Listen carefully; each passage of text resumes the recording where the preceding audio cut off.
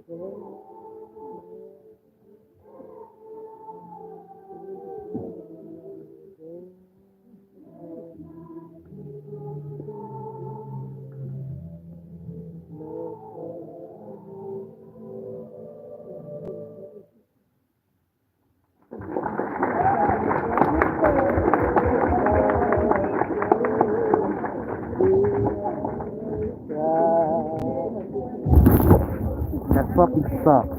Literally fucking sucks. I fucking hate it.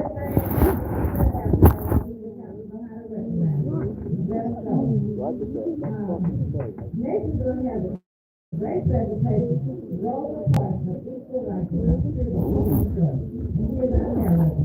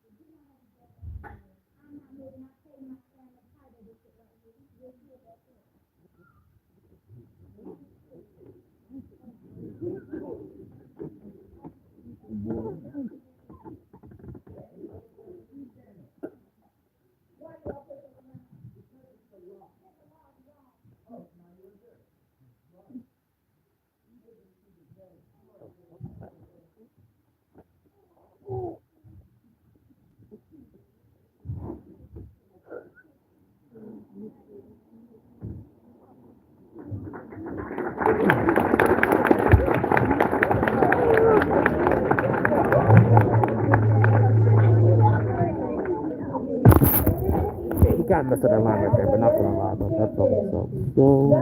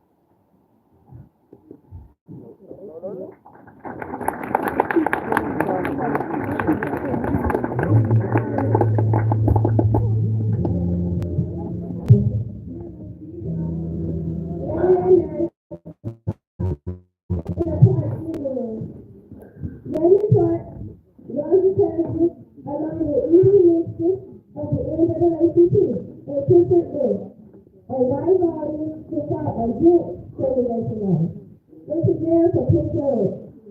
As well as Rogers and Lynchburg, the entire black community is angry on the government health insurance.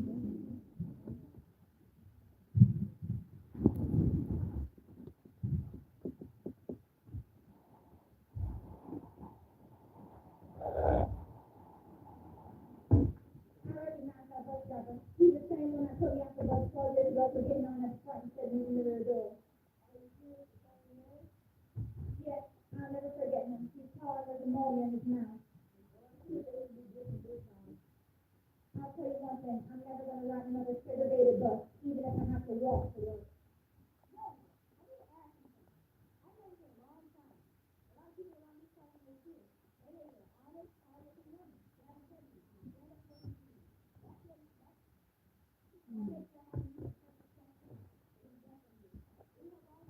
You bet I will.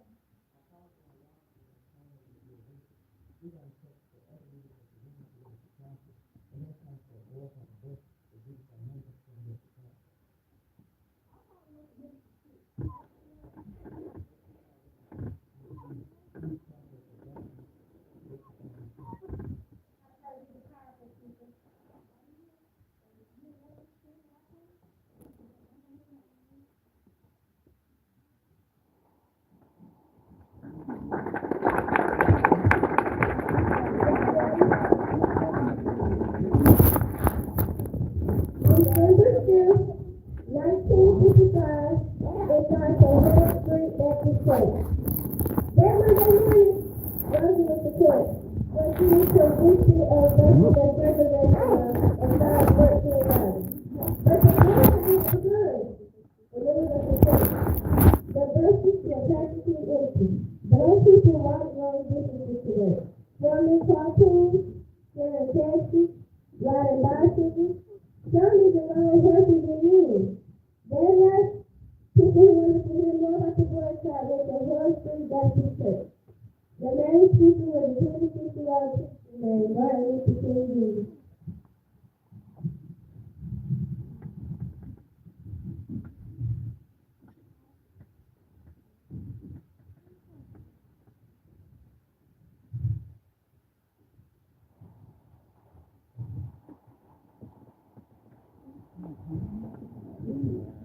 There comes a time when people get tired.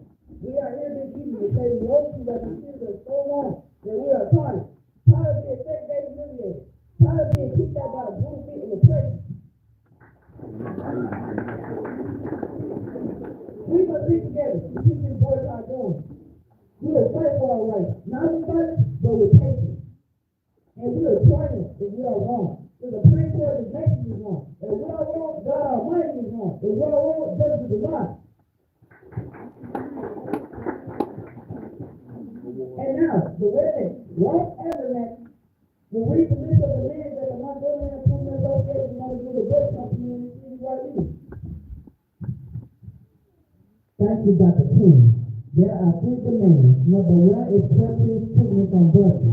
Demand two is first come, first served here. And number three is hire a black bus driver for black bus routes. Please stand up if you agree with these demands.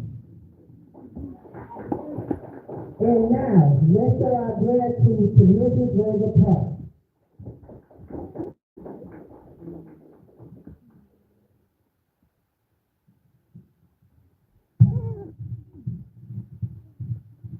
The November bus boycott continued for more than a year. Vice Chairman Dr. Friday the boycott. They took volunteer people walking to work some homes ago. But at last, the U.S. Supreme Court ruled that Alabama's bus segregation laws were unconstitutional. Justice was set in motion by one Friday morning. Rosa Parks, to refuse to give up her seat, to stop for what she believed in.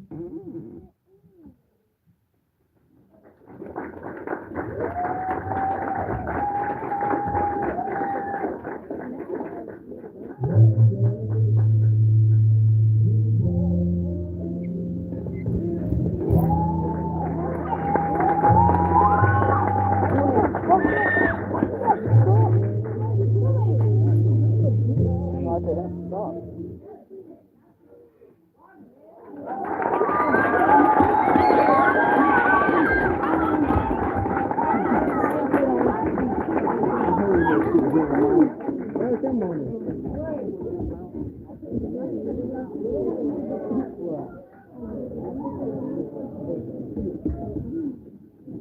Killed blood.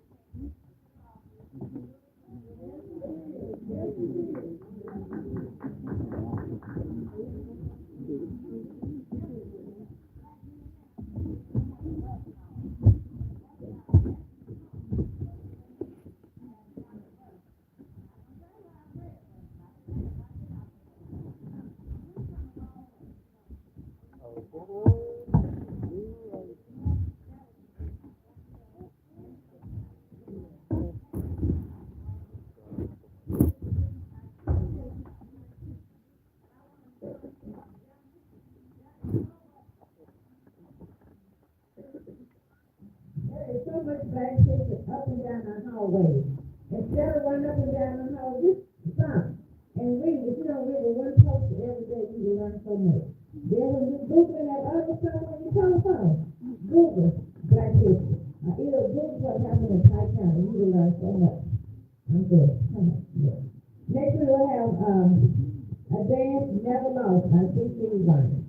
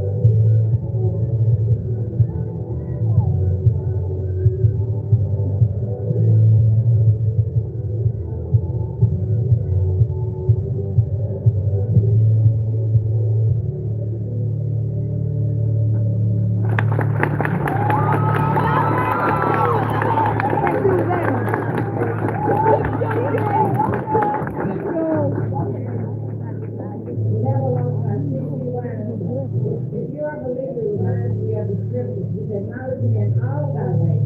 Lean not to your understanding, I'll direct your path. And they go for old, young, middle age, whoever. With wit knowledge, he will direct us. No matter the struggle, he will take the struggle.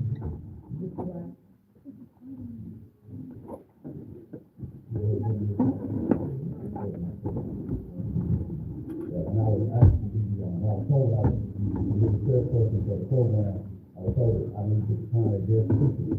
And in my experience in life, I had that have to do that before. And so I was working in the home, and I had to find somebody who had graduated from Macomb High School, had been here in the community all their life, went to Macomb High School, worked there at Denver Junior High School, and been a part of the school system for many years, graduated from Alabama State University with honors. I'm not going to hold it against you, but you do it. Said Kappa Alpha Psi, and I became a youth minister, a youth deacon, and a pastor at his local church here, and then got elected mayor twice, once in 2018 and again in 2022. So I knew that the first person that would be a good person of choice, our guest speaker, would be Mayor T.Diane Johnson. And so I would like him to come forward and be our guest speaker, and we all give him a hand for this.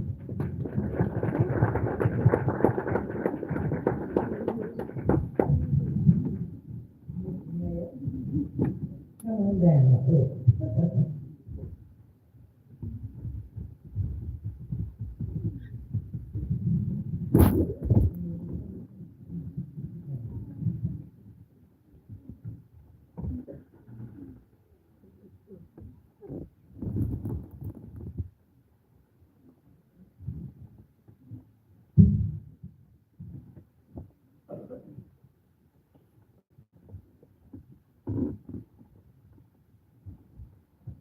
Being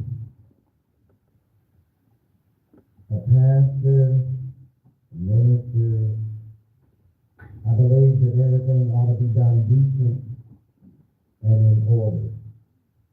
Therefore, I do want to recognize the superintendent, the chief president, the board of trustees, their administration, Ms. Nance and her staff here at Dillon, as well as Mr. Watson, who contacted me and asked me to be the speaker for today.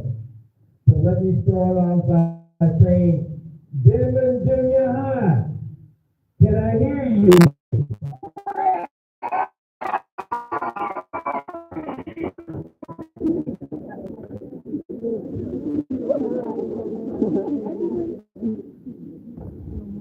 Understand. Let's give them another hand.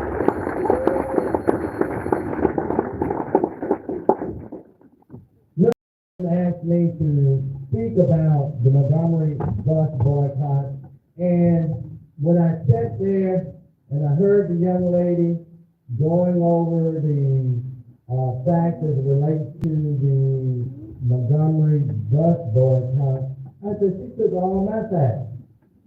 How about that?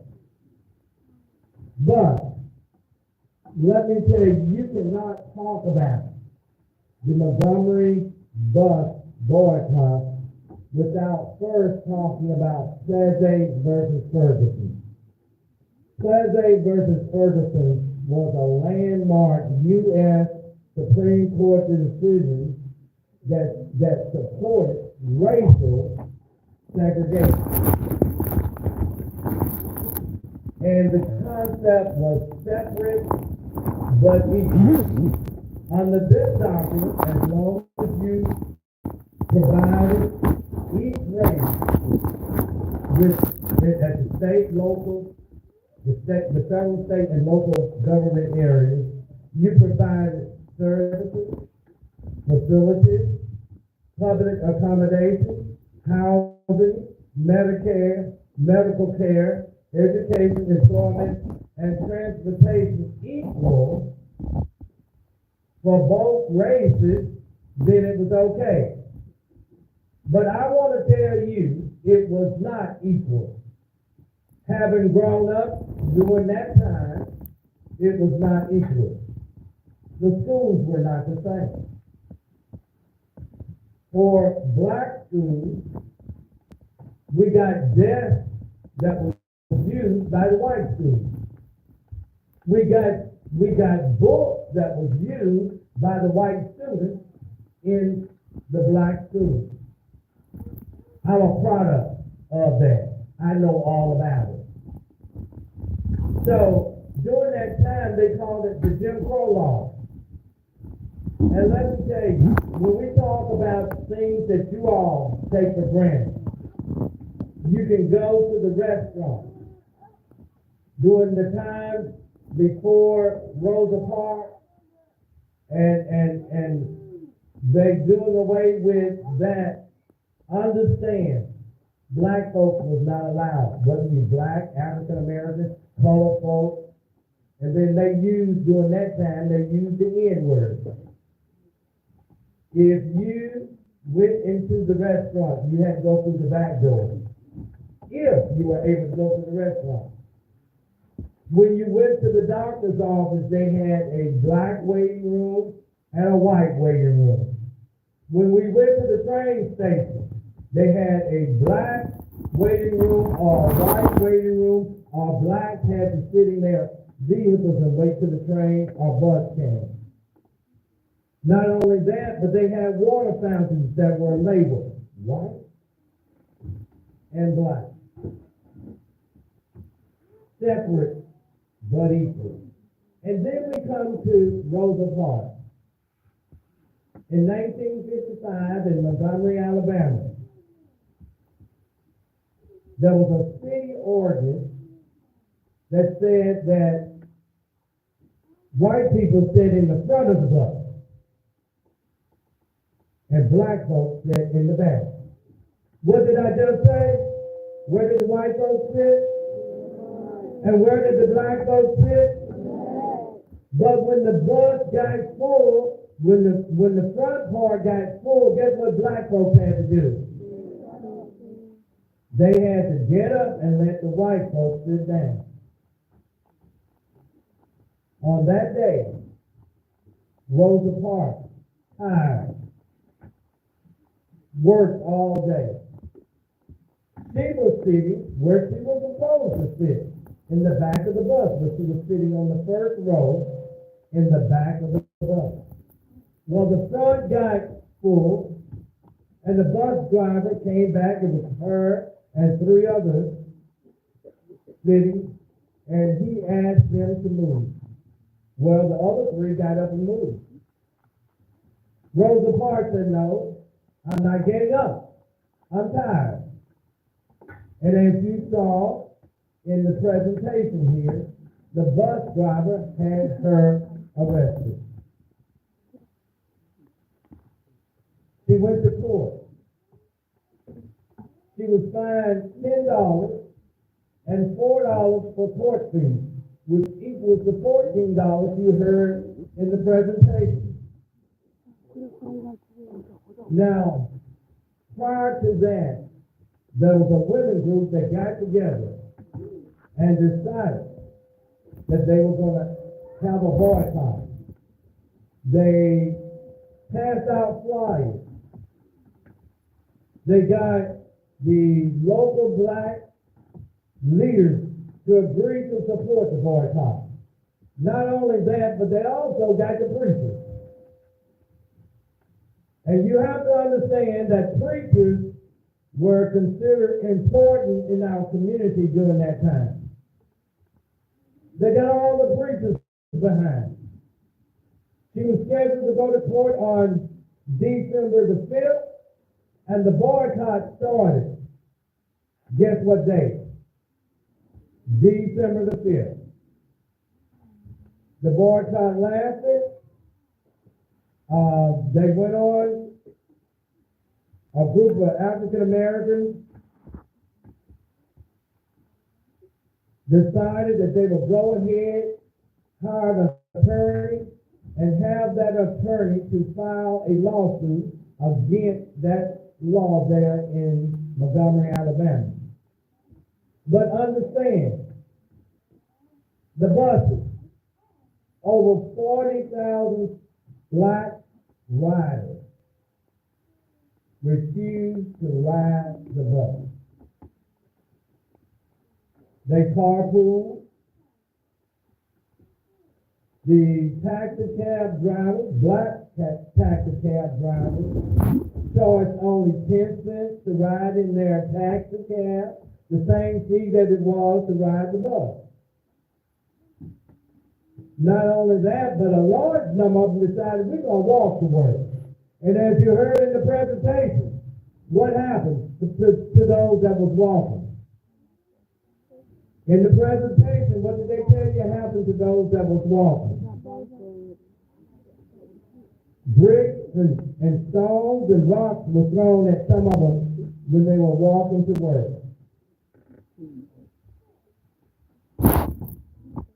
On January the 5th, 1956, the federal court ruled that any law requiring racial segregation speeding on a bus was in violation of our 14th Amendment to the Constitution.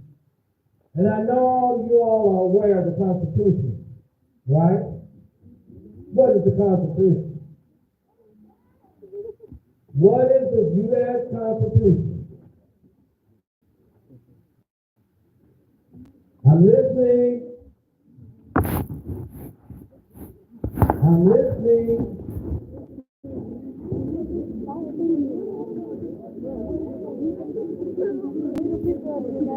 It is the legal document that establishes all our rights that we have here in the United States.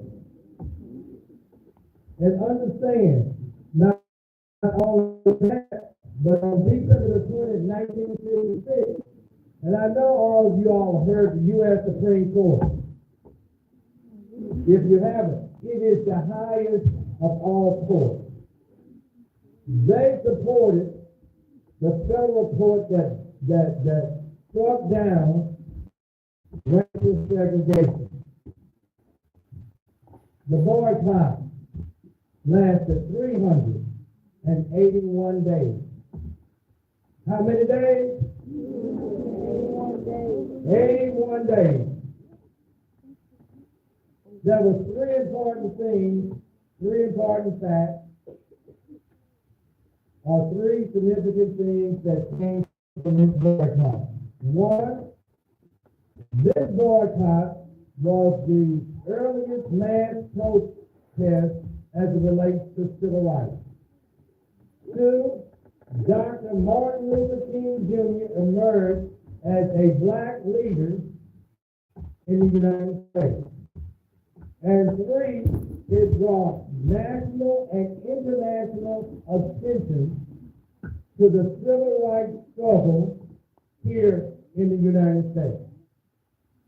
And I'm going to deviate just a little bit and talk to you about McComb, Mississippi.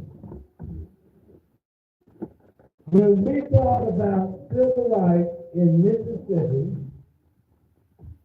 and the fight for civil rights in the state of Mississippi, it started right here in McComb, Mississippi.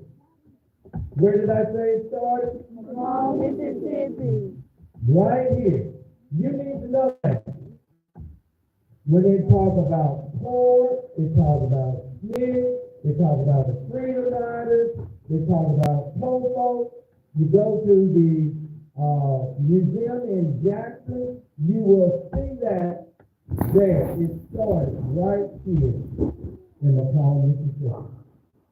Just as Rosa Parks stood up for her civil rights in 1955, citizens in McComb, Mississippi stood up for their rights in 1964 and 65. And that is the reason why McComb, Mississippi became the bombing capital of the world. Because black folks decided to stand up for their rights.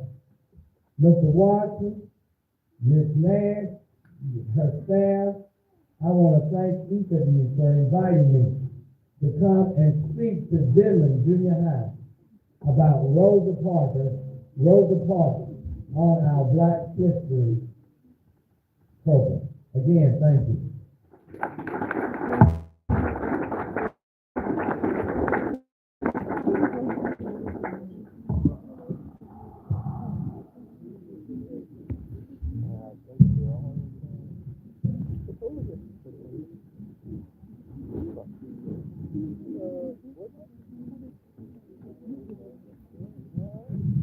Well, Mr. Mayor, you stole mine like you stole from over there.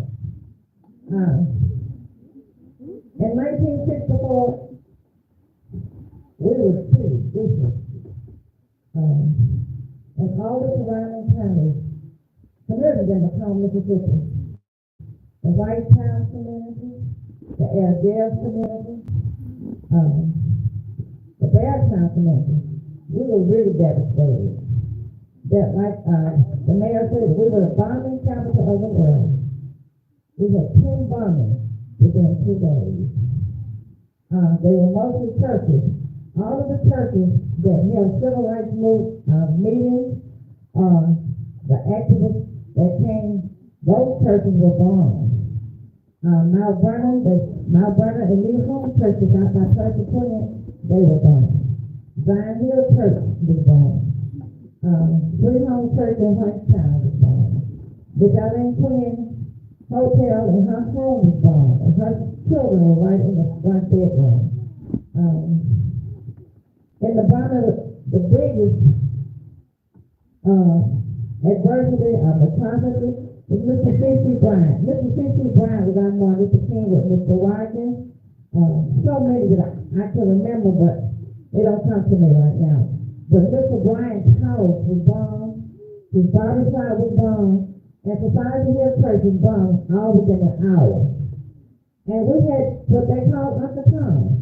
We had some that come to the meeting, and they would go back and tell the KK what was going to happen. The bomb of that night was so horrific to all. It shook our house. My mother worked for the chief of police, George Guy, in the town. They would have meetings in the kitchen, and she would hear them, but she couldn't tell it because they would come and bomb us. We went through a lot of things. Mr. Allen King, Brother Travis, Ike Lewis, and Joe Lewis were figures in the walkout at the Old Bergen High School. Also, Joe Lewis, Ike Lewis, and I think his brothers were in the city and downtown. We had 3 Christian schools, we call them. We had the Forward, Woolworth, Marlin, and Navy. We could buy ice cream at Woolworth, but we couldn't see at the counter. So they got tired, the one that they sit in this, and that started the civil rights movement also. They were arrested and taken to jail. Brother Travis was arrested. He could not come back to his home, and a family in California took adopted and raised her. So my challenge to young people, for us to be standing here today and talk about what happened and still survive, you need to be grateful for those people that died and were beaten right here in Pike County for you to have the educational opportunities that you have. I'm older than Mr. Lockwood. You're right. We have the ragged book that you want to have. The desperate, they were warm, but they were like strings on top. If you sit down, your soul would be torn. We walked to school, rain, sleet, or snow. If you had a headache, you still went out the door. I'm charging or asking our young people, please take your education seriously. The administration that we have now in the United States is trying to take that from us. It is so important that we develop a character, and with that character, I want you to develop respect. If you don't respect yourself, nobody else is not going to respect you. I'm asking Dillon Junior High students, please respect our teachers. Dealing with this dude. Somebody say stop. Please do that. I see it every day. And I'm going to tell you, if I was an art school teacher that do like the teacher used to do, you would be showing everybody something. It is totally ridiculous the way we act sometimes. Everybody over here is adult. And our teachers go out of the way to do everything. Miss Nash, Mr. Wells, they always give you incentive to do better. And you won't do better, you do the same thing. And it doesn't make sense. Maybe you don't think that has nothing to do with black people, but it does, because we are African Americans and we the future. So we need to get it together. That's my prayer. Martin Luther King said, if you can't fly, run. If you can't run, walk. If you can't walk, crawl. But don't never stop moving. And that will help you in the future. Thank you.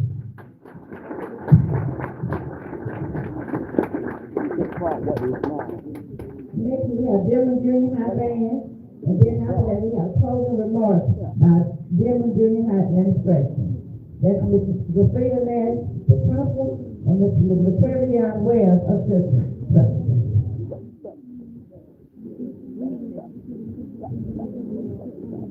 And then this time we have a presentation by Mr. Watson.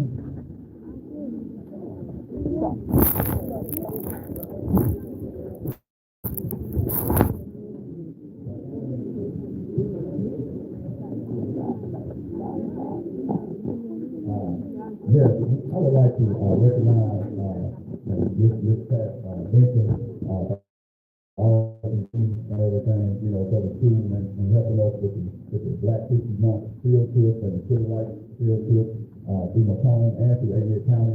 And I learned a great deal from her, and I appreciate everything that she's done to help us get that over the last few years since I've been here again. And so I also want to recognize the mayor. I realize he got a lot on the plate, got a lot going on. And we just thank him the second time out for coming and support us with our Black History program. So if he can come back again one more time, so we can do that, just to recognize him and his vision. Thank you. Thank you, Mr. Watson.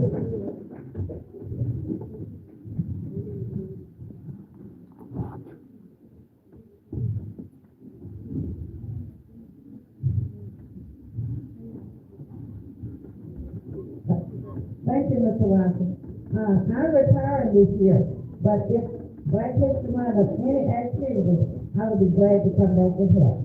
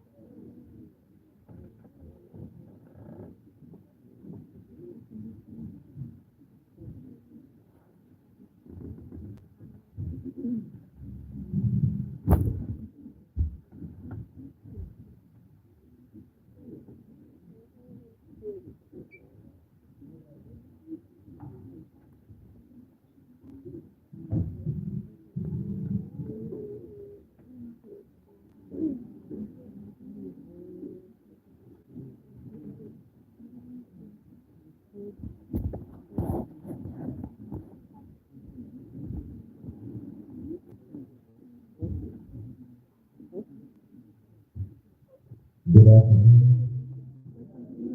Okay, we're going to start with agreement that y'all have heard before. It's called East Atlanta. It's written by Ronald P. Sargent. He's a composer. that passed away roughly 10 years ago. His brother is actually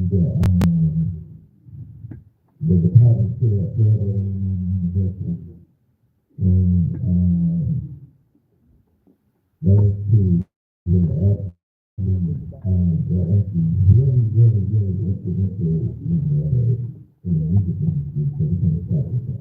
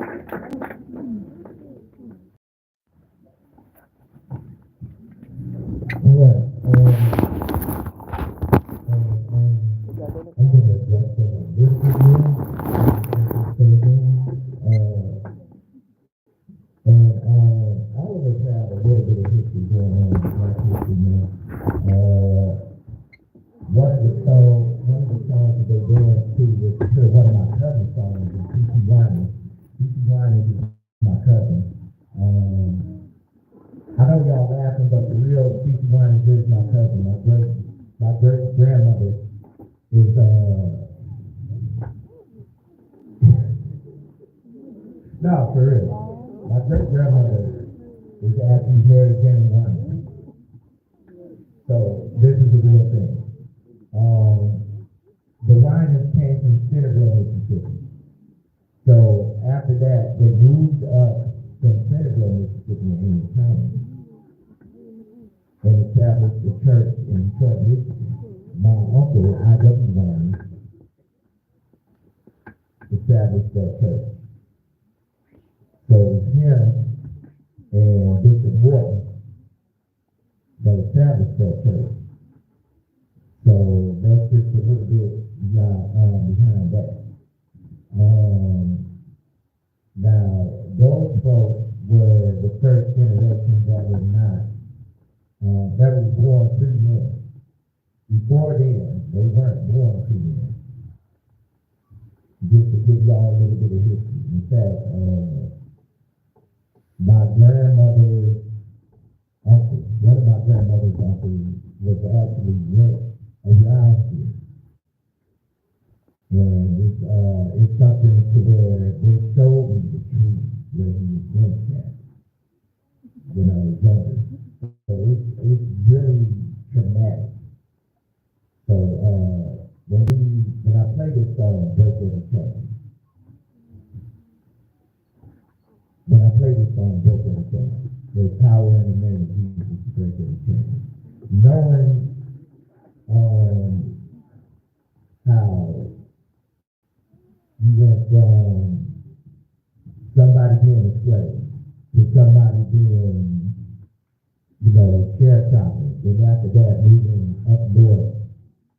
gas.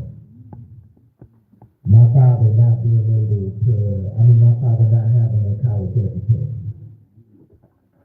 And I'm being the first one to have it. So those things are being broken. So these things are real. But these things are things that we have to make sure aren't being lost.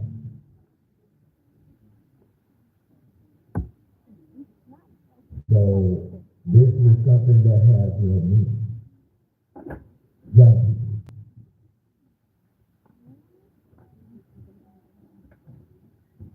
And the Winans Church is the church that I grew up in. So they would call my grandma auntie. Keep that in mind.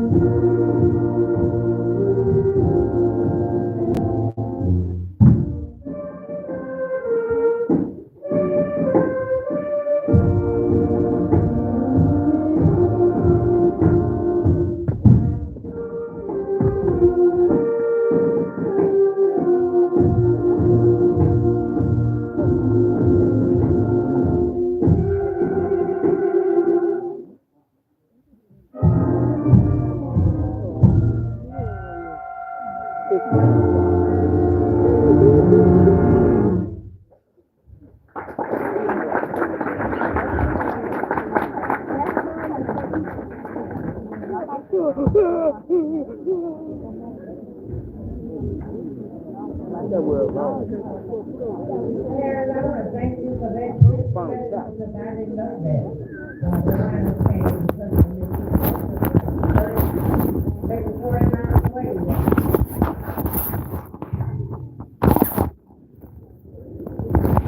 So we're going to have a hold of the administration. Our administration is Victor Nash, our principal. And Mr. Attorney Young Wells is our assistant principal.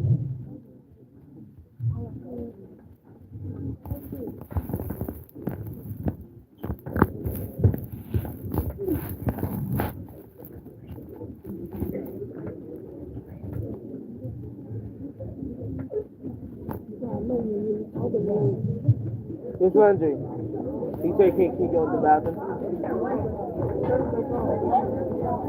said we're about to go. No, he said you were falling asleep, so no.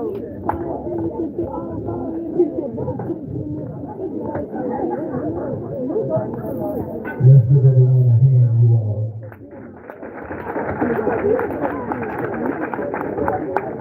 It's great that you all are actually able to see the peers actually participating.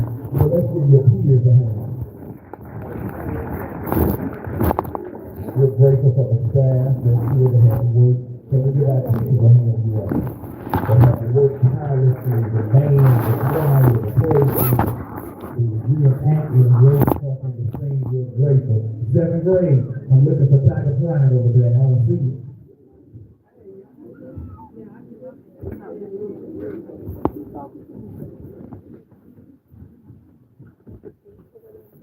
We're grateful that Mayor Lodge took out time to get a schedule to be here. Let's give our mayor a hand, you all. Mr. Watson and his team to work together. Phenomenal MC, we're grateful for this program that has been a success, and we are grateful. And at this time, we will dismiss our gift. We thank you all parents for coming. Let's give them a hand.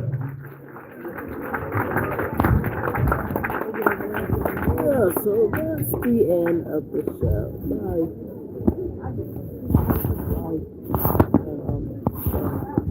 See you later.